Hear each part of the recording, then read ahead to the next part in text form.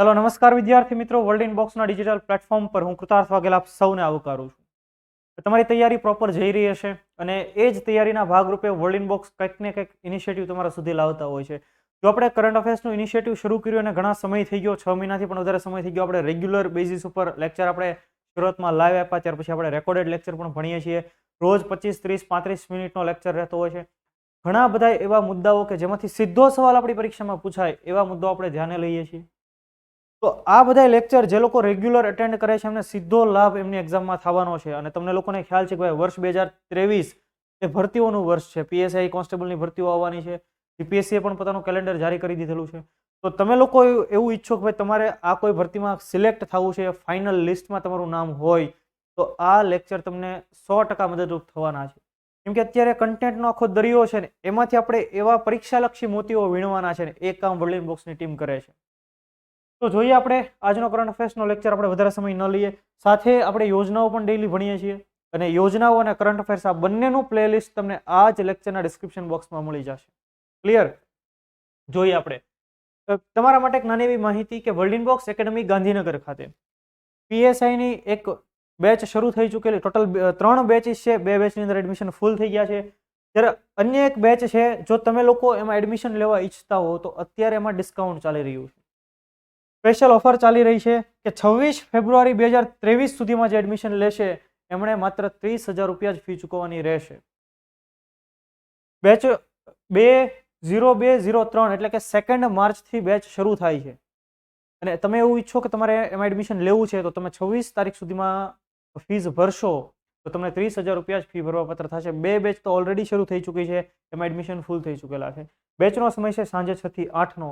તમારે વધારે ઇન્ફોર્મેશન જોઈતી હોય તો કોલ કરો 7575 06 18 18 અને 823 823 87 87. ત્યાર પછી જીપીએસસી ક્લાસ 1-2 માટે પણ એક બેચ જીપીએસસીનું કેલેન્ડર આવી ચૂક્યું છે. તો પ્રિલિમ્સ, મેઇન્સ અને ઇન્ટરવ્યુ ત્રણેય તબક્કાની તમારે પ્રોપર પ્રિપરેશન થશે. જો વર્લ્ડ ઇનબોક્સના ફેકલ્ટી તે વેટરન ફેકલ્ટી રહેતી હોય છે, એમને ખ્યાલ હોય કે ભાઈ ક્યાંથી કેવા પ્રકારનો સવાલ પૂછાય. મટીરિયલ પણ એવા તમને મળતા હોય છે, કેમ કે પબ્લિકેશન દ્વારા ઘણા બધા એવા પુસ્તકો પબ્લિશ કરવામાં આવેલા છે. ખ્યાલ આવે છે તમને? તો જીપીએસસી માટેની પણ બેચ, એમાં ડેમો લેક્ચર અત્યારે તમારે અટેન્ડ કરવાની ઈચ્છા હોય તો ચોક્કસ એનો લાભ લો. સમય છે બપોરે 1 કલાક. તો આ બંને જે બાબતો છે, પીએસઆઈ અને જીપીએસસી ક્લાસ 1-2, એ કઈ શાખાનું વાત છે? વર્લ્ડ ઇનબોક્સ એકેડમી ગાંધીનગર ખાતે. એડ્રેસ આપેલું છે, કોન્ટેક્ટ નંબર પણ આપેલો છે. ચાલો આપણો ક્વેશ્ચન, આપણે લાસ્ટ લેક્ચરની અંદર એક સવાલ તમને પૂછેલો કે તાજેતરમાં 12મું વિશ્વ હિન્દી સંમેલન ક્યાં યોજાયું હતું? 12મું વિશ્વ હિન્દી સંમેલન. તો આ વિશ્વ હિન્દી સંમેલન યોજાયું હતું ફિજીનું શહેર નાદી. ફિજી શહેરની અંદર, ફિજીના નાદીની અંદર વિશ્વ હિન્દી સંમેલન યોજાણું. ત્યાર પછી ત્યાં જે એમનું કેપિટલ છે સુવા, ત્યાં સરદાર વલ્લભભાઈ પટેલની પ્રતિમાનું અનાવરણ કર્યું. આપણા વિદેશ મંત્રી ડોક્ટર એસ જયશંકર સાહેબ એમાં હાજરી આપી હતી. બીજા કેટલાક ઓફિશિયલ ઇન્ડિયન ઓફિશિયલ્સ ત્યાં હાજર રહ્યા હતા. તો આપણે આખો મુદ્દો એ લેક્ચરમાં ભણી ગયેલા છે. તો યાદ રાખજો, આ સવાલ મેં તમને લાસ્ટ લેક્ચરમાં પૂછેલો છે, પણ એ મુદ્દો આપણે પહેલાના લેક્ચરમાં ભણી ગયેલા છે. ક્લિયર? તો એ આપણો સવાલ અને આ જવાબ. હવે આપણે જોઈએ ગુજરાતના પૂર્વ રાજ્યપાલ ઓમ પ્રકાશ કોહલીનું નિધન. ઓપી કોહલી સાહેબ ગુજરાતના રાજ્યપાલ હવે આપણી વચ્ચે નથી રહ્યા. પણ નોઈડાની કોઈ હોસ્પિટલની અંદર 87 વર્ષની ઉંમરે તેમણે આખરી શ્વાસ લીધો હતો. વડાપ્રધાન નરેન્દ્ર મોદીએ પણ એમને શ્રદ્ધાંજલિ પાઠવી અને વર્લ્ડ ઇનબોક્સ પરિવાર પણ આપણા રાજ્યપાલ, પૂર્વ રાજ્યપાલ શ્રીને ભાવભીની શ્રદ્ધાંજલિ પાઠવે છે. તો આપણે જોઈએ એમના વિશે થોડીક ડિટેલ. તેમનો જન્મ 9 ઓગસ્ટ 1935 1935માં 9મી ઓગસ્ટના રોજ દિલ્હી ખાતે થયેલો. એમનું નિધન 20 ફેબ્રુઆરી 2023 નોઈડા ખાતે. ભારતીય જનતા પાર્ટીના ખૂબ મહત્વના નેતા, ઘણી બધી એમણે ખાસ કામગીરી નોંધાવેલી. રાજ્યસભાના સભ્ય રહી ચૂકેલા છે અને ગુજરાતના 24માં રાજ્યપાલ તરીકે એમણે સેવા આપેલી છે. યાદ રાખો, ગુજરાતના જેટલા પણ રાજ્યપાલ છે એમાં કાર્યકારી રાજ્યપાલે આવી ગયા અને જેમણે કાયમ માટે રાજ્યપાલનું પરમનન્ટ જે સીટ હોય એ શોભાવી હોય એ લોકો પણ આવી ગયા. એવી રીતે તમે ગણતરી કરો તો 24માં રાજ્યપાલ થશે. પણ જે રાજ્યપાલને કાર્યકારી રાજ્યપાલનો હોદ્દો સોંપવામાં આવેલો હોય એને તમે બાદ કરો તો ઓમ પ્રકાશ કોહલી ગુજરાતના 19માં રાજ્યપાલ હતા. અને અત્યાર સુધી જેટલા લોકોને હોદ્દો મળેલો છે, કાર્યકારી હોય કે કાયમી હોય, એ તમામની ગણતરી કરવામાં આવે તો 24માં રાજ્યપાલ ઓપી કોહલી, જેવા આપણી વચ્ચે નથી રહ્યા. તમે એમનો ફોટો પણ જોઈ શકો છો. જોઈએ આપણે એની રાજનીતિક કારકિર્દી વિશે કે કઈ રીતે એમણે રાજનીતિમાં પદાર્પણ કરેલું છે. તો તેઓ રાષ્ટ્રીય સ્વયંસેવક સંઘ સાથે સંબંધિત હતા, આરએસએસ જેને આપણે કહીએ છીએ. આરએસએસના સ્વયંસેવકના રૂપમાં એમણે શરૂઆત કરી. ત્યાર પછી એબીવીપી અખિલ ભારતીય વિદ્યાર્થી પરિષદની અંદર એમણે કામ કર્યું. દિલ્હી યુનિવર્સિટી વિદ્યાર્થી સંઘ અને દિલ્હી યુનિવર્સિટી શિક્ષક સંઘમાં પણ અલગ અલગ હોદ્દા ઉપર એમણે સેવાઓ આપી. 1991 રાજનીતિક ક્ષેત્રમાં એમણે પ્રવેશ કર્યો અને દિલ્હી ભાજપના અધ્યક્ષના રૂપમાં એમણે શરૂઆત કરી. 1991 ની અંદર 1991 દિલ્હી ભાજપના અધ્યક્ષ તરીકે હોદ્દા ઉપર આસીન થયા. ત્યાર પછી રાજ્યસભાના સભ્ય તરીકે વર્ષ 1994 થી 2000 સુધી member of parliament, member of Rajya Sabha વર્ષ 1994 થી 2000 સુધી, અને દિલ્હીનું પ્રતિનિધિત્વ એને રાજ્યસભામાં કર્યું હતું. તમે જો વિડીયો કેવું કંઈ જોયું હોય, ન્યૂઝ વગેરે વાંચ્યો, તમને ખ્યાલ હશે કે પૂર્વ રાષ્ટ્રપતિ રામનાથ કોવિંદે પણ એક ઇન્ટરવ્યુમાં કીધું કે અમે રાજ્યસભામાં સાથે હતા, અને બંને આપણા પૂર્વ રાષ્ટ્રપતિ રામનાથ કોવિંદ સાહેબ પણ રાજ્યપાલ તરીકે એમણે કામગીરી કરેલી. તો આ બધી બાબતોનો ઉલ્લેખ રામનાથ કોવિંદે કરેલો છે એમના એ ભાષણની અંદર, એમણે જે ઇન્ટરવ્યુ આપ્યું એમાં. ભાઈ એક મારા સારા એવા કલીગ, સારા મિત્ર આજે નથી રહ્યા એમ. ભાજપ રાષ્ટ્રીય કાર્યકારિણીની સભ્ય તરીકે જમ્મુ કાશ્મીર, હિમાચલ પ્રદેશ, ચંદીગઢ, પંજાબ અને હરિયાણામાં પ્રભારી તરીકે એમણે કાર્ય કર્યું. ગુજરાત આયુર્વેદ યુનિવર્સિટી જામનગર, ગુજરાત આયુર્વેદ યુનિવર્સિટી જામનગર એના ચાન્સેલર તરીકે પણ એમણે સેવા આપેલી. અને મધ્યપ્રદેશ અને ગોવાના રાજ્યપાલ તરીકે પણ એમને વધારાનો હવાલો સોંપવામાં આવેલો. તેઓ જ્યારે ગુજરાતના રાજ્યપાલ તરીકે હતા ત્યારે એડિશનલ ચાર્જ જે કહેવાય એક્સ્ટ્રા, એ પણ એમને આપવામાં આવેલો. અને આખરે હવે તેઓ 87 વર્ષની ઉંમરે દુનિયાને અલવિદા કહીને જતા રહ્યા છે. ઓમ પ્રકાશ કોહલી. તો ફરી વખત આપણે શ્રદ્ધાંજલિ પાઠવીએ અને ખાસ આપણે યાદ રાખીએ. ત્યાર પછી મિશન કર્મયોગી માટે ઉચ્ચ સ્તરીય પેનલનું ગઠન. મિશન કર્મયોગી, જો આપણે સ્પર્ધાત્મક પરીક્ષાની તૈયારી કરીએ છીએ તો દેશની અંદર સિવિલ સર્વન્ટ જે લોકો છે, સરકારી કર્મચારીઓ છે, કેન્દ્ર સરકારના કર્મચારીઓ છે, એમના સ્કિલ ડેવલપમેન્ટ માટે એક મિશન લોન્ચ કરવામાં આવેલું છે જેનું નામ છે મિશન કર્મયોગી. તો મને યાદ આવે છે કે આપણે કદાચ લાઈવ લેક્ચરમાં અથવા તો કોઈ બીજા રેકોર્ડેડ લેક્ચરની અંદર આ મુદ્દો ભણી ગયા છીએ, છતાંય આપણે કોઈ છોડવા નથી માંગતા કોઈ વસ્તુ. જોઈ લઈએ કે મિશન કર્મયોગી સપ્ટેમ્બર 2020માં વડાપ્રધાન નરેન્દ્ર મોદીના નેતૃત્વમાં શરૂ કરવામાં આવેલું. આ મિશનનો ઉદ્દેશ જ એવો રહેલો છે કે ભાઈ કેન્દ્ર સરકારના કર્મચારીઓ જે છે, સરકારી અધિકારીઓ કર્મચારીઓ છે, એમને ટ્રેનિંગ આપવી, એમને સ્કિલ ડેવલપ કરવી, એમની ક્ષમતાઓને ડેવલપ કરવી, અને એટલા માટે જ આ મિશનને નામ મળ્યું છે મિશન કર્મયોગી. તમને અહીંયા દેખાય પણ છે, જો Karmayogi for the nation, department of personnel and training. આ માટે સરકારે મિશન કર્મયોગી અંતર્ગત 5 વર્ષની અંદર 46 લાખ જેટલા કર્મચારીઓને ટાર્ગેટ રાખ્યો છે. એમને સ્કિલ પ્રોવાઈડ કરવામાં આવશે. કેમ કે જે લોકો વર્ષો પહેલા સરકારી જોબ લાગી ગઈ છે એમને અત્યારની આધુનિક રીતે કેમ કામ કરવું એ સંબંધિત ટેકનોલોજીઓની જાણ કરવી, એ માટે ખાસ આવી ટ્રેનિંગની જરૂરિયાત છે.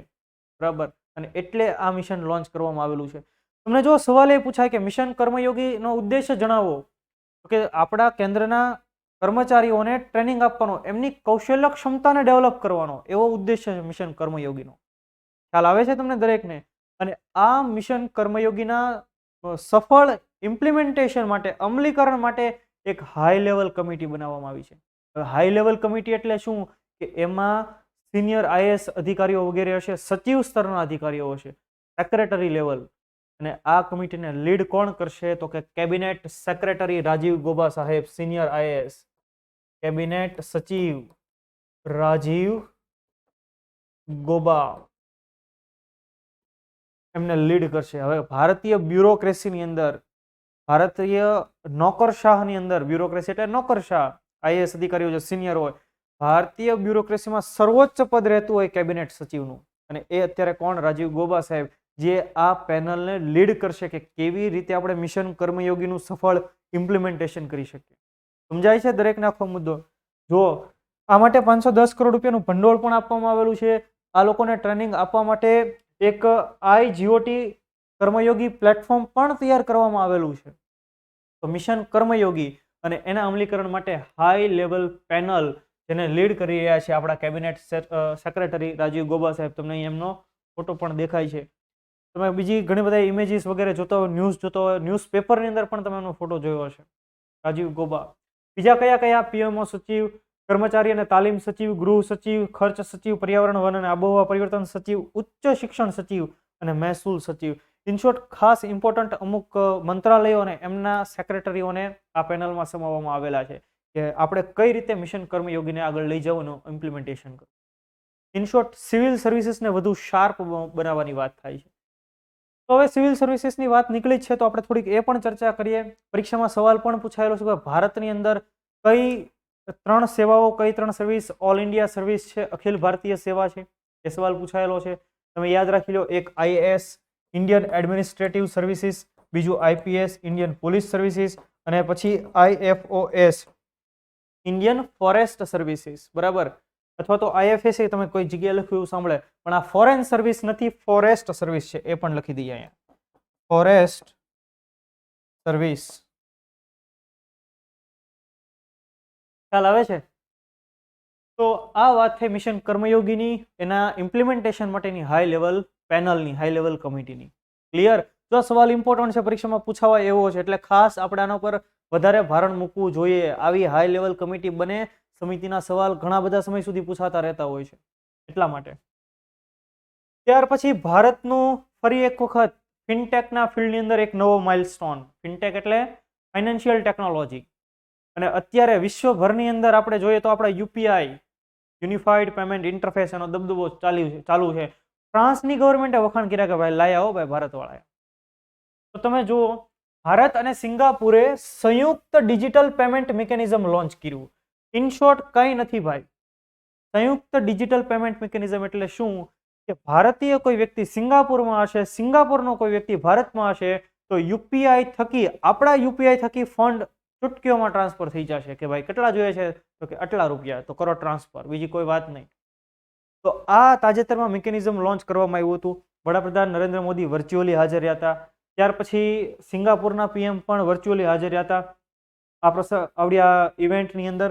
અને વડાપ્રધાન નરેન્દ્ર મોદીએ કીધું કે ભારતની અંદર અત્યારે જે ડિજિટલ ટ્રાન્ઝેક્શન જે થાય છે યુપીઆઈ થકી, ઘણા બધા વધી ગયા છે અને આવનારા સમયની અંદર એક કેશ કરતાં પણ વધી જાય એવી સંભાવના છે. અને આ એક આપણું ખૂબ સફળ ગણી શકાય યુપીઆઈને, અને આપણે બધા એનો ઉપયોગ કરીએ છીએ. આ પેઢી તો ઉપયોગ કરવાની છે, બરાબર.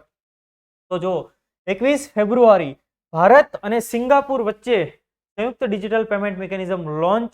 અને આ પ્રસંગે પહેલું ટ્રાન્ઝેક્શન કોને કોને કર્યું હતું, તો કે આપણે રિઝર્વ બેંક ઓફ ઇન્ડિયાના ગવર્નર શક્તિકાંત દાસ સાહેબ અને રવિ મેનન. તો રવિ મેનન નામ આપણું દેશી છે, આપણું ઇન્ડિયન નામ છે, પણ રવિ મેનન કોણ છે, તો સિંગાપુરની મોનિટરી ઓથોરિટીના વડા છે. અહીંયા લખ્યું જ છે, જો સિંગાપુર મોનિટરી ઓથોરિટીના એમડી, એમના દ્વારાની શરૂઆત કરવામાં આવી હતી. પહેલું ટ્રાન્ઝેક્શન સફળતાપૂર્વક પાર પાડવામાં આવ્યું હતું. તો હવે તમારા નજીકમાંથી, સગા સંબંધીમાંથી કોઈ રહેતા હોય સિંગાપુરમાં, તો હવે પૈસાની ચિંતા કરવા જેવી નથી, બરાબર. ડાયરેક્ટ ટ્રાન્સફર થઈ જશે. એટલે આપણને એમ થાય કે હવે ઉછીના લેવાના થાય છે તો મગાવી લેવાના, આવી જશે અહીંયાથી ડાયરેક્ટ, બરાબર. અથવા તો એમ થાય કે આપણે એને પાછા દેવાના થાય તોય તે આપણે સરળતાથી પહોંચાડી શકશું. પણ ક્યાં? સિંગાપોર. ચાલો, સમજૂતી બીજી, યુનિફાઈડ પેમેન્ટ્સ ઇન્ટરફેસ, યુપીઆઈ અને પે નાવ. યુનિફાઈડ પેમેન્ટ ઇન્ટરફેસ એટલે કે આપણું યુપીઆઈ અને સિંગાપુરનું પે નામ, એમની વચ્ચે એક સમજૂતી થઈ, એમઓયુ થયા હતા. અને એના ભાગરૂપે આખી કામગીરી ત્યારે સફળતાપૂર્વક પાર પડી છે. અને એક કમ્બાઇન્ડ ડિજિટલ મિકેનિઝમ ઇન્ડિયા અને સિંગાપુર વચ્ચે લોન્ચ થઈ ચૂક્યું છે. ક્લિયર? તમે જો, વડાપ્રધાન નરેન્દ્ર મોદી અને લી સિયન લુંગ, સિંગાપુરના વડાપ્રધાન, નામ બિલકુલ યાદ રાખવાની જરૂર નથી. આ લી સિયન લુંગ આપણને યાદ રાખવાની જરાય જરૂર નથી. તો એમણે વિડીયો કોન્ફરન્સથી હાજરી આપી હતી. સમજી રહ્યા છો તમે દરેક લોકો કે કઈ રીતે આ મુદ્દો છે? સિમ્પલ છે, પૈસા આયા અને પૈસા ગયા. અહીંયાથી પૈસા ગયા ક્યાં? તો કે આ ભાઈના ખીચામાં. આપણે કોઈને લગભગ દઈ નહીં, પાછું લઈ લીધું હોય કે ભાઈ કેટલા રૂપિયા મોકલ્યા મોદી સાહેબે? 100 રૂપિયા. હવે મારે કેટલા દેવાના? કે થોડુંક ટ્રાવેલિંગ ખર્ચો થાય તો તમે 130 નાખો ને ભાઈ, એમ એટલે 130 આપણે લઈશું. આપણે બુલેટ ટ્રેન માટે જાપાન પાસેથી ઘણા બધા ફજ્જા લઈ લીધા છે, બરાબર. આપણે કોઈને મૂકીએ એમ નથી ને એમાં ગુજરાતી વડાપ્રધાન ભાઈ 1-1 રૂપિયાનો હિસાબ રાખી, લગભગ મૂકે એ ગોટો વાળી દે સામે વાળાનો, બરાબર. ચાલો, આપણે યુપીઆઈ વિશે વાત કરી લઈએ. યુનિફાઈડ પેમેન્ટ ઇન્ટરફેસ, પહેલા તો પૂરું નામ ખાસ આપણે યાદ રાખવું જ જોઈએ, બરાબર. પરીક્ષામાં એ પણ પૂછાય. કોણે ડેવલપ કરેલું છે? આ એક real time payment transfer system છે. તમે આપણે જઈએ 6 રૂપિયા 8 રૂપિયાની ચા પીવા જઈએ તોય આપણે એ ચૂકવીએ છીએ. થોડી મોટી અમાઉન્ટ હોય તો પણ ચૂકવીએ છીએ. ખરીદી કરવા જઈએ તો પણ યુપીઆઈથી ચૂકવીએ. ગૂગલ પે કરી નાખીશ, ફોન પે કરી નાખીશ. શનિ રવિ ક્યારેક બંધ રહેતું હોય છે એસબીઆઈ ની અંદર, બરાબર. તો ઇન્સ્ટન્ટ ઝડપથી રિયલ ટાઈમ પેમેન્ટ ઇન્ટરફેસ, અને આ યુપીઆઈ કોણે ડેવલપ કર્યું છે? તો કે national payment corporation of India. National payment corporation of India, જેને ટૂંકમાં આપણે એનપીસીઆઈ કહીએ છીએ, એમના દ્વારા આને ડેવલપ કરવામાં આવેલું છે. ક્લિયર, સમજાય છે દરેકને? અને એનું રેગ્યુલેશન્સ કોણ કરે છે? તો યાદ રાખજો, એનું રેગ્યુલેશન્સ ભારતમાં બેંકોની બેંક રિઝર્વ બેંક ઓફ ઇન્ડિયાનું રેગ્યુલેશન્સ કરે છે. ઓકે, ઉપયોગ કરનારા દેશો કયા કયા છે? તો પહેલો ભારત, બટ ઓબ્વિયસ છે, આપણે લોકો તો ઉપયોગ કરીએ છીએ. Bhutan, Nepal, Malaysia, Singapore, UAE, France, Oman અને યુરોપિયન યુનિયન, આટલા દેશોનો ઉપયોગ કરી રહ્યા છે અને હજી પણ આનો વ્યાપ વધી રહ્યો છે. હવે જે છે ઇમ્પોર્ટન્ટ સવાલ પરીક્ષામાં પૂછાઈ ગયો. ભાઈ તમે હું એવા લોકો છે કે આપણને ટેકનોલોજીનો ખ્યાલ છે, આપણે સ્માર્ટફોન વાપરી શકીએ છીએ, આપણને ખબર છે કે ભાઈ કેવી રીતે સ્કેન કરવાનો ક્યુઆર કોડ. આપણે દરેક લોકો ક્યુઆર કોડ સ્કેન કરીએ છીએ ને, ક્યુઆર. શું કહેવાય આ ક્યુઆર ને? ક્વિક રિસ્પોન્સ કોડ એને કહેવાય. મેં કમ્પ્યુટરમાં આખો કન્સેપ્ટ ભણાવેલો છે કે કઈ રીતે કામ કરે, બરાબર. Quick response code my class, world inbox my class એપ્લિકેશનમાં આખો મુદ્દો મેં ભણાવેલો છે ક્યુઆર કોડ વિશે, એક અલાયદો લેક્ચર છે આખો એનો.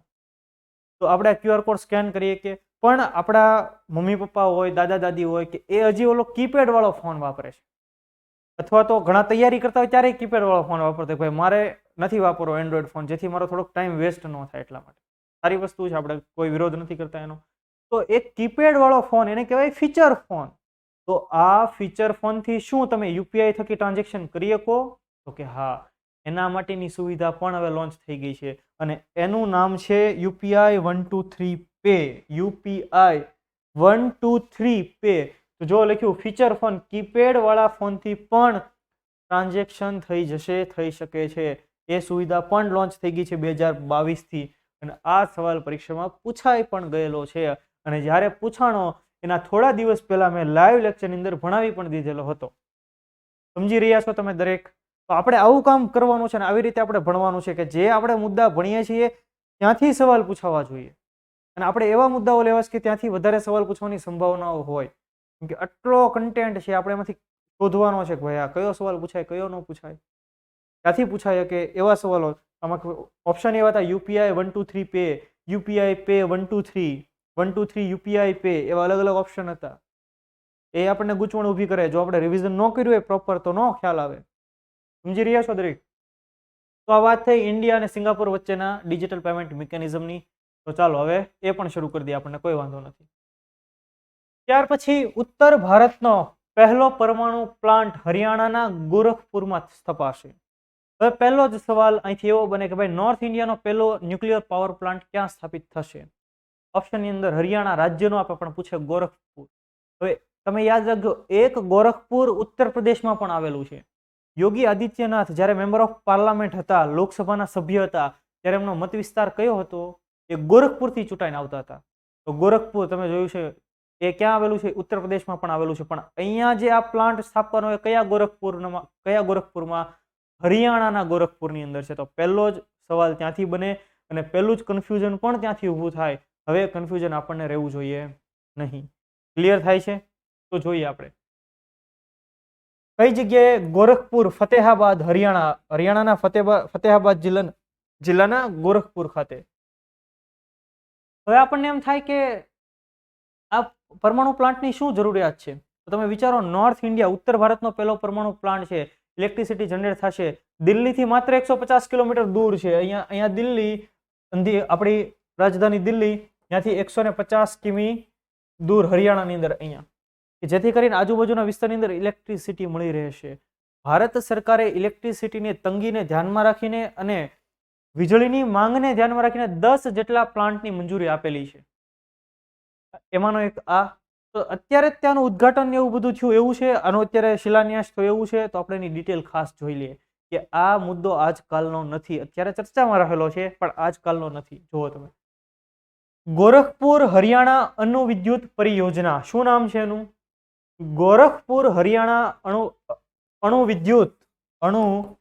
વિદ્યુત પરિયોજના, જેનો શિલાન્યાસ એટલે કે ફાઉન્ડેશન સ્ટોન વર્ષ 2014ના જાન્યુઆરી માસમાં તત્કાલીન વડાપ્રધાન ડોક્ટર મનમોહન સિંઘે રાખ્યો હતો અને પછી લોકસભાની ચૂંટણી થઈ ને પછી પીએમ તરીકે વડાપ્રધાન નરેન્દ્ર મોદી પીએમ તરીકે નરેન્દ્ર મોદીની સત્તા આવીને પોતે વડાપ્રધાન બન્યા. આનો ફાઉન્ડેશન સ્ટોન કોણે રાખેલો છે? મનમોહન સિંઘે રાખેલો છે. ત્યાર પછી ત્યાં કન્સ્ટ્રક્શન ક્યારે શરૂ થયું? વર્ષ 2018માં, એટલે કે નરેન્દ્ર મોદીના કાર્યકાળમાં ત્યાં કન્સ્ટ્રક્શન શરૂ થયું. ત્યાં અત્યારે ખાસ 700 મેગાવોટના 2 યુનિટ છે એનું અત્યારે કામ થઈ રહ્યું છે. આવનાર થોડા વર્ષોની અંદર એપ્રોક્સિમેટલી 25 અને પછી બીજો ફેઝ કંઈક 28 કે સમથિંગની અંદર પૂરો થશે એવી સંભાવના છે. પણ મુદ્દો ફરી ક્યાંથી પૂછાયો કે ઉત્તર ભારતનો પહેલો પરમાણુ પ્લાન્ટ ક્યાં, એ આપણને ખ્યાલ હોવો જોઈએ. અને આના માટે સરકારે 20,000 કરોડથી પણ થોડુંક વધારે ભંડોળ, 20,000 કરોડ જેટલું ભંડોળ પણ સરકારે મંજૂર કરી દીધું છે, જેમાંથી 4-5,000 કરોડ જેવા વાપરી પણ નખાયેલા છે અને હાલમાં અંડર કન્સ્ટ્રક્શન છે, કામગીરી ચાલુ છે. બરાબર, હવે એનું ઉદ્ઘાટન થશે ત્યારે પાછો એ મુદ્દો પણ આપણે જોશું. તો આ વાત થઈ પરમાણુ પ્લાન્ટની. હવે ભારતની અંદર બીજી કઈ કઈ જગ્યાએ ખાસ આવા એટોમિક પાવર સ્ટેશન જોવા મળે છે? તો આપણે જોઈએ પહેલા જ આપણું Gujarat, Kakrapar atomic power station, જેનાથી તમે સૌ જાણીતા છો, પરિચિત છો. ત્યાર પછી રાજસ્થાન એટોમિક પાવર સ્ટેશન, ત્યાર પછી Narora atomic power station, Tarapur atomic power station, ત્યારબાદ Kaiga generating station, Madras atomic power station અને અહીંયા કુડનકુલમ ન્યુક્લિયર પાવર સ્ટેશન. આપણે ગુજરાતમાં અહીંયા ભાવનગર પાસે મીઠી વીરડી ખાતે પણ બનવાનો હતો, પરંતુ વિરોધને કારણે એ કામ સ્થગિત કરવામાં આવ્યું છે, અટકાવી દેવામાં આવ્યું છે. બરાબર, તો આ બધાય પાવર પ્લાન્ટ છે. ખ્યાલ આવી રહ્યો છે તમને? જો આપણે કરંટ ભણીએ છીએ એની સાથેનું સ્ટેટિક પણ ભણી લેવું છે, જેથી કરીને કાંઈ પણ સવાલ ગમે ત્યાંથી પૂછે આપણને ખ્યાલ હોવો જોઈએ. ક્લિયર?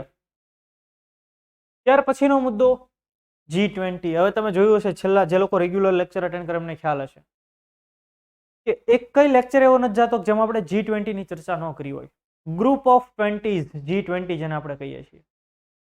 તો G20 ના અધ્યક્ષ તરીકે ભારત પરમનન્ટ મિશન રાઉન્ડ ટેબલ્સની યજમાની કરશે. હવે તમને દરેક લોકોને ખ્યાલ છે કે ભાઈ વર્ષ 2023 માટે ભારત G20 નું પ્રેસિડેન્ટ છે, એનો અધ્યક્ષ છે. ભારત પાસે એની પ્રેસિડેન્શિયલ શિપ છે, એટલે કે અધ્યક્ષતા છે. તેના ભાગરૂપે ભારતની અંદર અત્યારે કેટલી બધી અલગ અલગ મિટિંગ યોજાય છે. અર્બન મિટિંગ યોજાય, કલ્ચરલ મિટિંગ યોજાય, આ મિટિંગ ને ફલાણા મિટિંગ ને ઘણી બધી મિટિંગ યોજાય છે.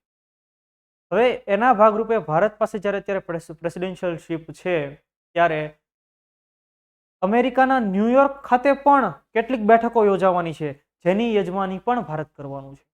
સમજો છો? આ મુદ્દો એમ કહેવા માંગે છે. તો જુઓ તમે,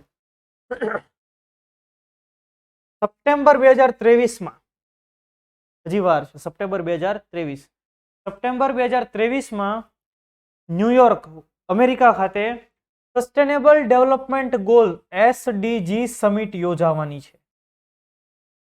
અને આ સમિટ પહેલા બીજી ઘણી બધી રાઉન્ડ ટેબલ કોન્ફરન્સ ન્યુયોર્કમાં જ યોજાવાની છે અને એમાં ઘણા બધા વિષય ઉપર ચર્ચા કરવાની છે.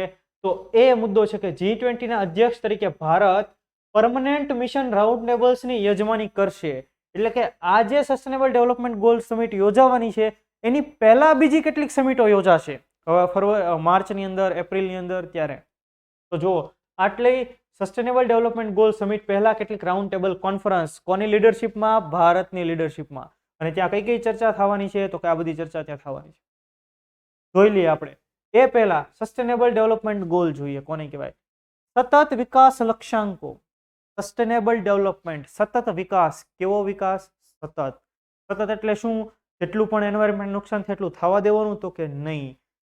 આવનારી પેઢીને કુદરતી સંસાધનોનો ઉપયોગ કરવાની તક મળે, પર્યાવરણને નુકસાન ન જાય, એનું અતિદોહન ન થાય, એ રીતે ડેવલપમેન્ટ એને કહેવામાં આવે સસ્ટેનેબલ ડેવલપમેન્ટ. ખ્યાલ આવે છે? ટકાઉ વિકાસ. અને એ માટે ખાસ આવું આયોજન. તમે જો કેટલા આપણા સસ્ટેનેબલ ડેવલપમેન્ટ ગોલ્સ છે, તો કે 17 જેટલા સસ્ટેનેબલ ડેવલપમેન્ટ ગોલ્સ છે. 2015 ની અંદર અંગે ચર્ચાઓ થઈ હતી, 2030 સુધીમાં આપણે આને અચીવ કરવાના છે. ખ્યાલ આવે છે? તો જો કયા કયા? પહેલો છે નો પોવર્ટી, કે ગરીબી ન હોવી જોઈએ. બીજું ઝીરો હંગર, એટલે કે કોઈ ભૂખ્યું સૂવું જોઈએ નહીં. સ્વામી વિવેકાનંદનું એક સ્ટેટમેન્ટ આપણને યાદ આવે. આપણે તો યુવા દિવસ ઉજવીએ છીએ તો આપણે તરત એ વિધાન યાદ હોવું જોઈએ, યાદ આવવું જોઈએ કે જે ધર્મ વિધવાના આંસુ ન લૂછી શકે અને ભૂખ્યાના મોઢામાં રોટલીનો ટુકડો ન મૂકી શકે, તે ધર્મ કે તે ઈશ્વરમાં હું વિશ્વાસ રાખતો નથી. સ્વામી વિવેકાનંદ. તો અહીંયા જો zero hunger, good health and wellbeing, quality education, બરાબર, જેવું અહીંયાથી તમને અત્યારે મળી રહ્યું છે, gender equality, clean water and sanitation, affordable and clean energy, decent work and economic growth, industry innovation and infrastructure, reduce inequality, અસમાનતામાં ઘટાડો, sustainable cities and communities, responsible consumption and production, climate action, life below water, સમુદ્ર પાણીની નીચે રહેલી life એટલે કે સમુદ્રી જળચરોની પણ ચિંતા કરેલી છે, લાઈફ ઓન લેન્ડ, જમીન ઉપરના જીવનતંત્ર શું છે એની ચિંતા કરેલી છે, peace, justice and strong institution, અને ત્યાર પછી પાર્ટનરશિપ ફોર ધ ગોલ્સ. તો આવા 17 જેટલા ગોલ્સ, સસ્ટેનેબલ ડેવલપમેન્ટ ગોલ્સ. અને આની મીટિંગ યોજાય એ પહેલા બીજી કેટલીક મીટિંગ્સ ક્લિયર થાય છે. હવે જો કઈ કઈ બાબતની ચર્ચાઓ થશે, Gandhian trusteeship, a panel discussion on sustainable lifestyle and enduring pace, એટલે કે ગાંધીયન ટ્રસ્ટીશીપ, ટકાઉ જીવનશૈલી અને સ્થાયી ગતિ પર એક પેનલ ચર્ચા, એક પેનલ, એના ઉપર આખી એક ચર્ચાઓ થશે.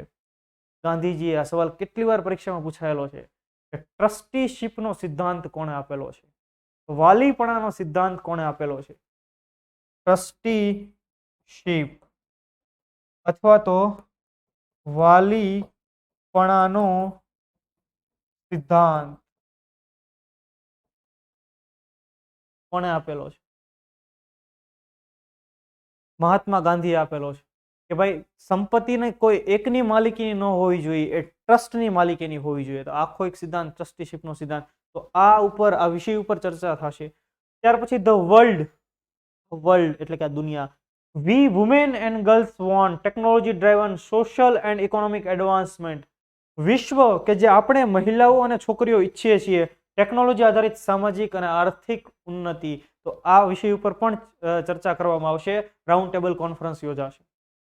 Grassroot leadership and transformation, charting the path of empowerment through the technology and skill development, એટલે કે grassroot leadership and transformation, technology અને કૌશલ્ય વિકાસ દ્વારા સશક્તિકરણનો માર્ગ તૈયાર કરવો, એક એનો પાથ તૈયાર કરવો.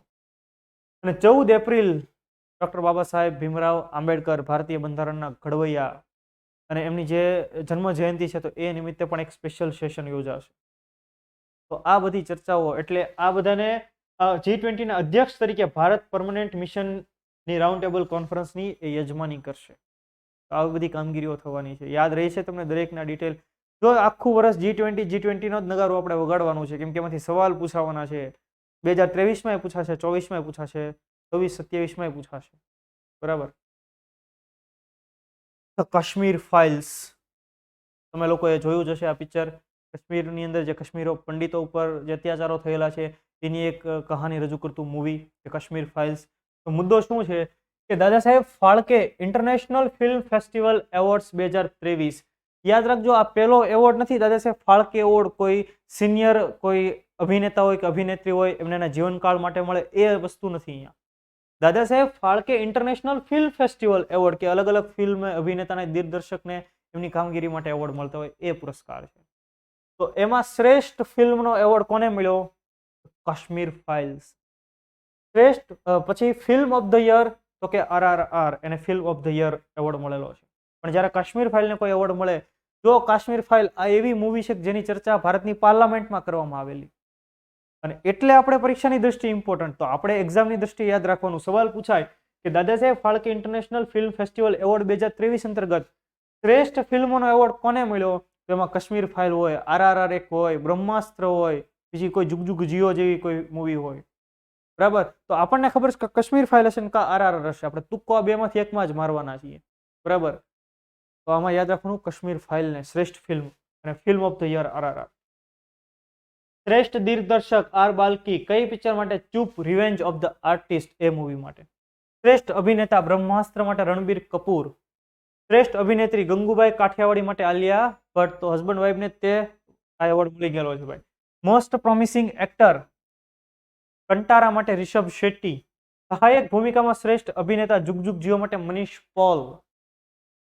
ફિલ્મ ઉદ્યોગમાં ઉત્કૃષ્ટ યોગદાન રેખા. શ્રેષ્ઠ web series Rudra the edge of darkness.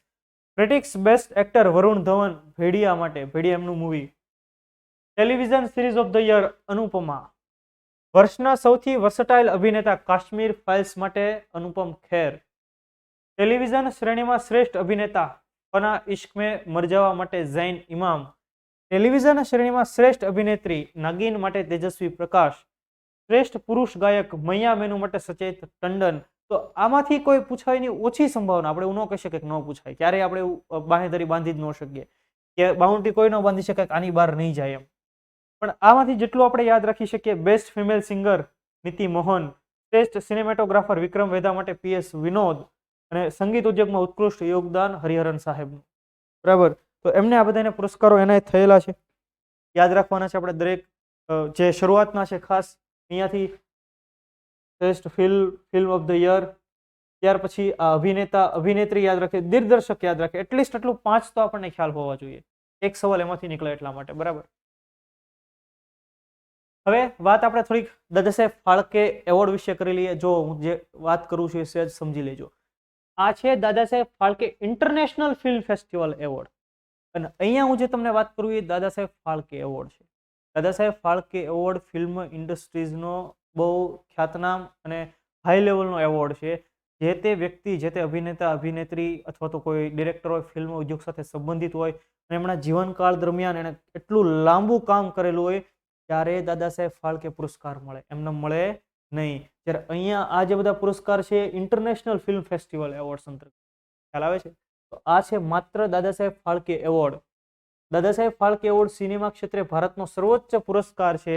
Dada Saheb Phalke એમણે પ્રથમ હિન્દી ફિલ્મ રાજા હરિશ્ચંદ્ર બનાવી હતી, અને એમના નામ ઉપરથી એમણે જે ફિલ્મ ઇન્ડસ્ટ્રીઝમાં કામ કર્યું, એમને ભારતની અંદર ફિલ્મ ઇન્ડસ્ટ્રીઝના પિતામહ ગણવામાં આવે છે, ભારતીય સિનેમાના પિતામહ, અને એમના નામ ઉપરથી આ પુરસ્કાર આપવામાં આવે છે, દાદા સાહેબ ફાળકે એવોર્ડ.